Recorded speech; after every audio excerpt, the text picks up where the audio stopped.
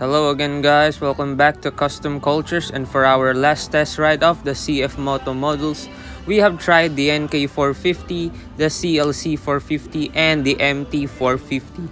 And for now, for the main event, we are going to try their newly released Voom 500 SR. And here it is guys, the inline-4 beast of CFmoto. 499cc to be exact, with 58 kilowatts of power and 49 newton meters of torque, with a top speed that can reach up to 220 kilometers per hour. It is equipped with ABS, of course, traction control, emergency stop signal, steering dampers, and full LED lights, retro style, a seat height of 795 mm, and a curb weight of 194 kilograms. As you can see, I am 5'7" or 170 centimeters to be exact, and this is how I look like on top of the CFmoto 500. So let's begin our test ride guys, but before that, sound test.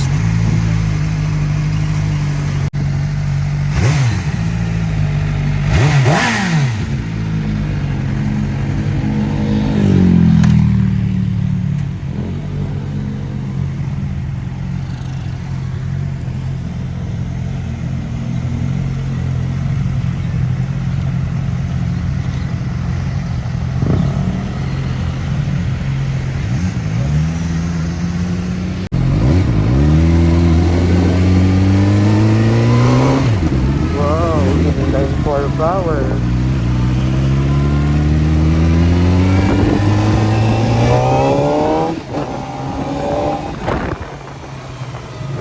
So there you have it guys, we are here finally riding this sport bike and our first sport bike test ride.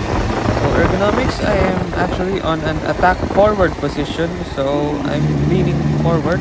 The handling's great, the slipper clutch is very smooth, and the power delivery is adequate. From mid to high RPM, it will be a blast. Whoa. So, komportable sa ganitong position, diba?